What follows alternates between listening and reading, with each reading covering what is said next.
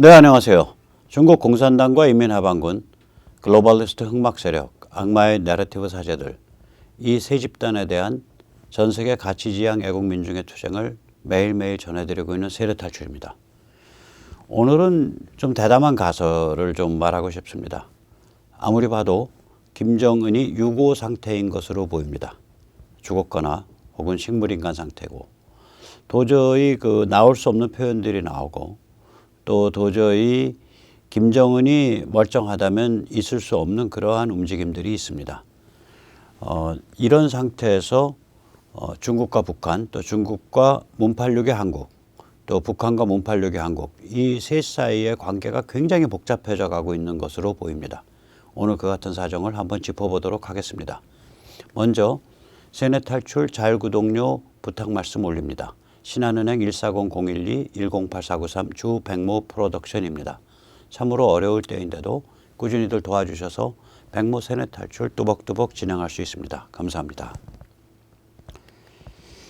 이 위임에 따라라는 5글자를 김여정이 썼습니다. 이거는 도저히 사용할 수 없는 표현입니다. 왜 그러냐면 특히 이 김여정의 발표문이 대외용일 뿐만이 아니라 북한 주민 전체에게 전달되는 그러한 발표문이기 때문에 최고 존엄의 위임에 따라 내가 뭘 발표한다. 이건 상상을 못할 일입니다. 그것도 여자가. 북한에서는 무지하게 남녀 이 개념 또 나이 개념 이런 게 굉장히 센데 북한 주민의 입장에서 보면 나이 어린 여자예요. 북한 주민의 입장에서 보면. 남녀 차별 이런 게 굉장히 센답니다, 북한이. 그래서 북한 주민을 상대로 나는 위임에 따라 이 글을 발표한다. 이렇게 표현했다라는 것은 이것은 있을 수 없는 일입니다. 이거는 조금 이따 다시 짚어보겠지만 김정은이 유고 상태다라는 것을 북한 주민들한테 공공연하게 암시하는 그런 표현입니다. 이 수령, 국방위원장, 국무위원장의 권력은 위임을 발표할 수 없습니다. 위임 받았더라도 위임을 발표할 수가 없습니다. 왜냐하면 일종의 종교 사교 체제니까 교주가 위임하셔서 교주의 말씀을 전합니다. 이런 말이 불가능하다고요. 결국 그런 발표는 원래 못하는 거고요. 관측동과 내부 실세들이 추정하거나 이해할 뿐입니다. 사실은 김정은이 이미 손 놨다, 위임에 들어가 있다라는 말은 작년 8월에 국정원이 이미 발표를 했습니다. 이게 이제 사진이 작년 6월 27일 사진입니다. 6.25에 관한 개들의 행사입니다. 거기서 보면 김여정이가 참 초라한 몰골로 가운데에 깻잎 머리 이렇게 왼쪽으로 내려놓고 야시시한 모습으로 근데 홀쭉 빠진 마치 뽕 환자 관상으로 해서 앉아 있잖아요. 이미 이때 손을 놓은 거예요. 그러니까 이제 김정은이가 이제 작년 초에 판문점에서 숨 헉헉 몰아쉬면서 트럼프 만났을 때가 2020년 초에 그때가 마지막이었던 것 같아요. 그 다음엔 손을 놓은 걸로 보입니다. 자, 그래서 이제 우리가 그럼 누가 지금 뒤에서 움직이는 최고 실세가 누구냐? 저희는 세뇌탈출에서는 김영철일 것이다라고 그동안 말씀을 드려왔고 그 말씀은 지금도 고스란히 그렇게 드릴 수 있습니다. 지금 김정은의 상태는 사망 혹은 식물인간 상태라고 보이고요. 그러니까 위임이란 말로 주민들한테 그 유고 상황을 암시하는 거예요. 이 김영철이는 김정일 세대입니다. 김정일보다 2살인가 어려요. 1살인가 2살 어려요. 1940년대생이죠. 이 김정일 세대의 대표 선수가 김영철이고 이 집단이 아마 실제로 장악했을 것이다. 김영철이는 1968년 20대 초반 때 푸에블로 납치 때 미군을 상대한 연락장교입니다.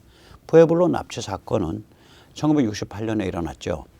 그 해가 이제 울진 삼척 김신조가 일어난 해입니다. 왜 북한이 그렇게 미친 듯이 도발을 했냐? 미국에 시그널을 보내기 위해서입니다.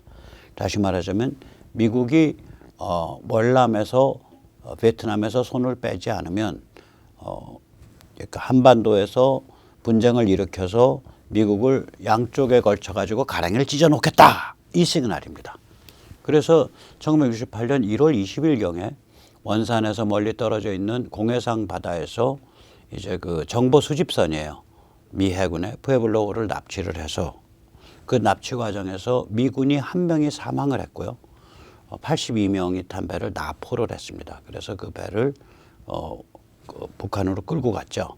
그래서 푸에블로 선원들 82명을 무려 만 11개월 그 해 크리스마스 직전까지 억류했었습니다. 이게 이제 재밌는 사진들인데요. 이런 포즈들을 많이 취했습니다. 그 당시에 찍은 사진을 보면 여기 보면은 이제 찍을 때 이 가운데 손가락을 이러고 찍잖아요. 이 빨간 점이 다 이 가운데 손가락 이렇게 한 그런 겁니다. 빨간 그 앞에 들어 있는 게, 그러니까 이제 이제 북한에 대한 항의죠. 북한에 대한 항의죠. 4명이 앉아 있는데 앞줄에 그 중에 이렇게 하고 있는 사람이 3명입니다. 김영철이 그룹의 리더라고 보는데요. 이 사람은 이제 아시겠지만 인민군 총정찰국장을 했죠. 인민군의 총정찰국은 무시무시한 데입니다. 군 차원의 도발 및 해외 공작을 전담하고 있는 기구죠. 통일전선부는 당 차원의 대남 간첩을 육성하고 조직하는 그러한 것이고, 인민군 총정찰국은 진짜 군 차원에서 움직이는데요. 그리고 통일전선부 부장도 했고, 지금 통일전선부 현재 부장이고, 그러니까 군과 당을 다 가장 핵심 파트를 다 잡아준 사람이에요. 트럼프 행정부 때 미국 쪽을 대응하는 상대방이었죠. 마치 푸에블로 때 상대방이었던 것처럼. 그래서 백악관에 가서 김정은 친서도 이렇게 사진에서 보듯이 전달하고 있고요. 또 뉴욕에서 폼페오 만나가지고 이렇게 너나들이도 하고 그랬습니다. 이 김영철이가 이렇게 전면에 나서는 과정, 트럼프 행정부와 밀고 당기면서 전면에 나서는 그 와중에 당 조직 지도부 라인, 황병서 등이 숙청되고 다시 야전군인 출신들이 올라갔습니다. 북한은 이제 당 조직 지도부가 굉장히 강력한 슈퍼 울트라 비밀 경찰 역할을 했어요. 이게 김정일의 독특한 통치술인데요. 매트릭스입니다. 그러니까 실권을 주면 직함을 주지 않습니다. 직함을 주면 실권을 주지 않습니다. 그러니까 직함이 예를 들어서 별을 3개 달았어, 4개 달았어. 실세 아닙니다. 김정일 때는. 그런 사람이라도 당 조직 지도부 과장 만나면은 90도로 절을 합니다. 그러니까 당 조직 지도부의 부장은 김정일이었어요. 국방위원장이 당 조직지도부 부장이에요. 부부장 이름들은 좀 알려져 있는데 사진도 구하기 힘들어요. 김경옥, 황병서 뭐 이런 사람인데, 김정은이 후계를 물려받기 1년 전, 그 1년 전 안팎으로 해서 당 조직지도부 부부장 중에 둘이 급사합니다. 뭐 심장마비, 교통사고 이런 걸로 급사합니다. 아마 숙청 과정이었다고 생각이 됩니다. 김정은이 물려받고 나서, 즉 김정일이 죽고 나서 이제 당 조직 지도부가 변질되기 시작합니다. 김정일 때는 아까도 말씀드렸지만 당 조직 지도부는 실세예요. 그 대신에 직함을 안 줍니다. 직함을 준 자들, 뭐 당의 무슨 근사한 무슨 부장, 다른 부장, 혹은 당 무슨 부서기 뭐 이런 것들, 혹은 무슨 내각의 뭐 어쩌고 이런 것들은 전부 호위사령부의 부장 이런 것들은 전부 야전군인들. 이건 전부 실세가 아니에요. 당 조직도 앞에 꼼짝도 못합니다. 이런 체제를 끌고 가려면, 이런 체제의 특징은 뭐냐면 결국 임파워먼트, 권력의 위임과 분산이라 그러죠. 조직학에서 권력의 위임과 분산이 없는 체제예요. 이런 체제를 끌고 가려면 최고 실세가 머릿속에서 인사 파일이, 그 사람 한 명 한 명에 대한 파일을 한 10,000명 이상이 머릿속에서 돌아가고 있어야 돼요. 생각해 보니까 백모가 말이야, 요새 좀 건방져졌다는 말이 있어. 야, 백모, 왜 말이지? 조직지도부 부르는 거야. 걔 다 뺐고 보내. 이 공산주의 체제에서는요, 몸 밖에 있는 모든 물건, 심지어 몸까지도 국가 소유입니다. 따라서 직함을 뺏고 나면 굶어 죽어요. 그러니까 보낸다는 건 죽이거나 수용소에 넣거나 혹은 예를 들어서 어디 산골에, 도매 산골에 면에 있는 저수지 관리 책임자로 보내는 거예요. 그럼 이제 묘수지 관리소 그 조그만 운막집에서 살면서 달달달달달 떠는 거야. 달달달 떨어요. 한 3개월 정도 4개월 있으면 나 언제 또 불려가서 총살 당하나. 우리 애들은 또 다 저기 정치범 수용소로 다 끌려가는 거 아닌가. 달달달 떨어요. 그런데 이제 어느 날, 동무, 뭐 내일 12시에 저기 우리 그 분소로 나오라. 주각에서 전화 온다 그럽디다 하면 이제 나가는 거야. 이제 가슴이 벌렁벌렁 뛰면서 나가면 전화가 삐리라고 오면은 김정일이 퍽 나오는 거예요. 잘 지냈냐? 거기서 좀 고생 좀 해. 그러면서 맑은 공기 마시고 좀 여러 가지 좀 생각 좀 해봐. 그러면 이제 마음이 좀 가라앉아. 내가 살 것 같다. 이렇게 사람을 그러니까 쉽게 말하자면 냉동시켰다가 해빙시켰다가 냉동시켰다가 해빙시켰다가 이거를 10,000명, 5,000명에 대해서 하고 있는 거예요. 김정일 체제가 그런 체제입니다. 북한 안에만 그렇게 하는 게 아니에요. 여기 간첩들도 김정일한테 다 그게 들어있어요. 한 10,000명쯤 최소한 5,000명쯤. 간첩이 예를 들어서 50,000명이다 그러면 혹은 30,000명이다 그러면 그중에 한 5,000명은 김정일 그 로고 안에 들어있는 거예요. 장군님 로고 안에. 띄웠다가 깔아앉혔다가 띄웠다가 깔아앉혔다가. 이게 김정일 권력 게임의 비밀입니다. 그러니까 김정일이 그 나이도 몇 살 안 먹은 게 불어터진 라면 같은 몰골로 죽었잖아요. 기를 얼마나 빨렸겠어요. 기가 소진되죠. 그러니까 이게 섹스를 하는 건지 안 하는 건지 잠을 자는 건지 안 자는 건지 와인을 먹고 취해 있는 건지 깨어 있는 건지 비몽사몽 밤낮도 없고 잠자지 않는 시간도 없고 근무 시간도 일정치 않고 이런 상태에서 머릿속에서 10,000명, 20,000명의 로그만 돌아가고 있는 게 인사 파일만, 권력 게임만. 이것에 수족이 돼줬던 게 당 조직 지도부입니다. 김정일이요, 정말 나쁜 아버지예요. 자기 같은 특이한 사람이 아니면 유지 관리를 못하는 그런 시스템을 아들한테 물려준 거예요. 김정은은 당연히 그거 못하죠. 당연히 못하죠. 김정일은 10살이 되기 전부터 생명의 위협을 느끼고 사는 사람 아니에요. 자기 동생에 의해서 밀려날까 봐. 김평일에 의해서 밀려날까 봐. 그래서 김정일이가 머리 들고 집 밖으로 올라와서 20몇 살 때, 그게 한 5살 되죠. 그래서 바로 머리 들고 올라오니까 올라와서 제일 처음에 한 게 뭐냐면 자기 계모의 오빠 김광엽이를 날려버린 거 아니에요. 유일사상 체제를 반대한다 그런 명분으로. 그게 1970년인가 71년 일이거든요. 그러니까 김정일 20대 중반 때 일이에요. 제일 먼저 그거부터 했어요. 유일사상 체제를 반대한다 그래서 당의 실세이고 김일성의 평생 동지이며 자기 계모의 오빠인 김광엽이를 날려버렸다고요.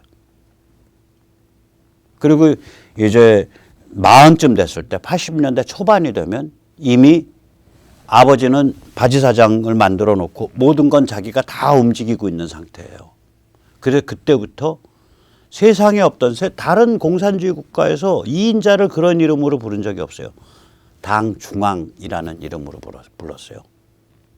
김정일 혹은 국방위원장을 거론을 안 하고 당중앙. 당중앙에 의하면 이러고 나와요. 자료가. 자, 이런 체제를 물려준 거예요. 이런 무시무시한 사람, 그러니까 그 아주 영민하고, 전 김정일 굉장히 영민한 사람이라고 생각합니다. 아주 머리 좋고 스마트한 사람이에요. 영민하고 스마트한 사람의 기를 전부 빨아가지고 악마화시키는 체제거든요. 악마화된 스마트한 사람이 그 온 기를 바쳐서 유지할 수 있는 체제예요. 그 체제를 아들한테 물려준 거예요. 안 되죠. 그러니까 당연히 김정은 때 무슨 일이 발생했냐. 이 당 조직 지도부가 앞에 권한 잡는 자리에 나오면서 야전군인을 쳐버렸잖아요. 그게 황병서예요. 저 황병서 막 거기에 그냥 그 훈장 달고 군복 입고 나오고 인민군 뭐라고 나오는 순간 야, 쟤 돌았냐 그랬어요, 제가. 그리고 세상에 당 조직주도 부부장에 그 악마 같은 조직인데 비밀 경찰인데 울트라 슈퍼 비밀 경찰인데 거기에다가 부부장에 저기 누이를 갖다 놓은 거야. 김여정. 그래서 김여정이 부부장이라고 표현되잖아요. 무슨 부부장? 당 조직 지도부 부부장입니다. 그 자리가. 그러면서 당 조직 지도부 다 깨진 거예요. 생각을 해보세요. 그 파워는 악마 같은 그 진짜 아주 스마트한 악마 같은 지도자 아래서 그림자로 있을 때 파워가 있는 애들인데 지도자는 또 철없는 과체중 고도 비만이 지도자가 돼버렸고 지도자가 바뀌었고 이때까지 그림자로 살아오던 것들을 이제 나도 이제 햇볕 속에서 이제 나도 휘황찬란한 군복과 휘황찬란한 저기 훈장 잔뜩 달고 한번 나가보자 그러고 튀어나오니까 그 조직 그리고 그 조직의 부부장 자리에 수석 부부장 자리에 아무것도 모르는 아마 뽕에 취해 있기 쉬운 그 김여정을 데려다 놨으니까 그 조직 깨지죠. 깨지니까 바로 김영철이 치고 들어가면서 황병사 날리고 누구 날리고 하면서 야전군인 다시 살려내잖아요. 그렇게 해서 시스템 잘 왔기 때문에 북한 회담이 파산한 다음에도 건재합니다. 지금 북한은 완전히 지금 중국 앞에 바짝 엎드려 가지고 우리가 정말로 충성을 바칠 수 있습니다. 우리가 진짜 충성입니다. 저 남조선 586 애들 믿지 마십시오. 이러고서 매일 짓고 있는 거예요. 그러나 그렇게 짖을수록 머리 한 구석에서는 중국이 586 애들이랑 손잡고 우리를 찬밥 대접할지 모른다라는 게 있기 때문에 그러한 상황에 대한 견제로서 미국 커넥션을 가진 김영철이를 딱 보호하고 끼고 간다고요. 그 그룹이. 여러 가지 의미에서 김영철이가 파워를 가질 수밖에 없다. 저희는 그렇게 보고 있었어요. 역시 그렇습니다. 이번에 이 중요한 성명이 나올 때 김여정이 위임 성명 발표한 후에 이어서 그 다음날 김영철이 조선중앙통신에서 성명을 발표했습니다. 이번에 성명 두 명이 결국 발표한 거예요. 김여정, 김영철. 김영철 포지셔닝을 알 수 있는 거죠. 김여정 성명 핵심 부분 고스란히 한번 읽어보죠. 같이. 위임에 따라 이 문서를 발표합니다. 한미연합훈련은 미국의 대조선 적대시 정책의 집중적 표현입니다. 침략적 전쟁 연습입니다. 침략적 본심을 가리기 위한 위선입니다. 남조선 당국자들의 배신적 처사에 강한 유감을 표하는 바입니다. 문재인 586 집단 계속 패는 거예요. 소대가리 같은 놈들이라고. 이 왜 패는지 조금 이따 다시 말씀드릴게요. 김영철 성명을 보세요. 이거는 이제 조선중앙통신이니까 대외용입니다. 대내는 이거 발표가 안 됐을 거예요. 11일 날 나온 겁니다. 여기도 남조선 당국 바로 공격해요. 남조선 당국이 반전의 기회를 외면하고 또다시 광기를 부리기 시작했다. 잘못된 선택으로 스스로가 얼마나 엄청난 안보 위기에 다가가고 있는가를 시시각각으로 느끼게 해줄 것이다. 북남 관계 개선의 기회를 제 손으로 날려보내고 우리의 선의에 적대 행위로 대답한 대가에 대해 똑바로 알게 해줘야 한다. 미국은 우리와 대결을 선택한 이상 우리도 다른 선택이란 할 수 없다. 결국 미국에게는 뒤에 이제 그 밑반찬으로 붙은 거고요. 핵심이 문팔육 집단에 대한 비난이에요. 이게 왜 이렇게 갈 수밖에 없는지 이제 그 비밀을 밝혀드리겠습니다. 시진핑 낙점을 둘러싸고요. 남쪽의 문팔육과 북쪽의 평양 사이에 경쟁이 붙어 있는 거예요. 남한과 북한 중 문팔육과 평양 지배 집단 중 중국으로부터 누가 법통을 받냐라는 게임이 본격화된 겁니다. 이제 이걸 보다 보면요. 1945년에서 50년 사이 김일성파와 박헌영파 사이에 벌어졌던 일이 이렇게 데자부처럼 기시감을 가지고 다시 생각이 납니다. 그때 김일성파와 박헌영파 사이의 경쟁은 그거였어요. 스탈린으로부터 누가 법통을 받냐. 근데 이게 경쟁이 사실 안 됩니다. 왜냐하면 이미 1945년 8월 달에 김일성한테 낙점이 주어지고 그 낙점에 따라서 여기 있는 공산주의자들, 남쪽에 있는 공산주의자들한테 딱 낙점은 김일성이야. 김일성이야. 김일성 장군님이야. 라고 쫙 말이 퍼져나갔어요. 이건 제가 남로당, 그 당시에 남로당 활동했던 양반한테 들은 거예요. 그 당시에 남로당 핵심 활동이에요. 그러니까 국대한 반대데모. 그러니까 남로당 당원으로서 국립서울대학교를 만들려고 했던 움직임에 대해서 반대했던 움직임입니다. 어떻게 이게 국립이냐 이거. 참고로 이미 1946년인가 6년인가 소련은 돈을 질러가지고 김일성 대학을 만듭니다. 그거 이상 확실한 게 없잖아요. 우리 얘한테 낙점 줬어?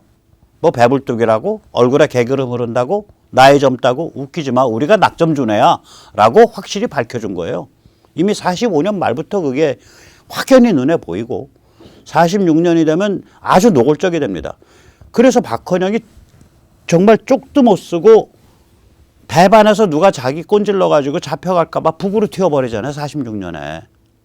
자기 조직을 못 믿는 거예요. 왜냐하면 공산주의자들은 조국을 소련이라고 생각하기 때문에 조국 소련이 김일성을 낙점하셨으면 김일성한테 줄 서는 거예요. 그게 공산주의자의 미덕이고 도덕입니다. 믿거나 말거나. 자, 근데 이제 박헌영 입장에서는 그대로 당할 수가 없잖아. 피눈물이 나는 거 아니요. 그러니까 이제 스탈린의 의중을 어떻게든 잡아 돌리려고 이제 온갖 이제 발악을 다 하는 거예요. 근데 이미 소련은 그 당시에 49년이 되면 야, 이거 남쪽으로 군대 보내가지고 한판 붙어봐야겠어 라고 판단을 했어요. 왜냐하면 49년에 소련 핵무기가 확보됐고 49년에 중국이 공산화됐습니다. 힘이 넘쳐. 미국 한번 밀어봐야겠는데 쟤들 어디까지 밀려 하고 팍 밀으려고 마음을 굳혔어요. 그래서 제가 6.25는 스탈린이 기획했고 모택동이 도왔고 김일성이 실행한 전쟁이다. Authored by Stalin, supported by Mao, executed by 김일성 이렇게 표현합니다.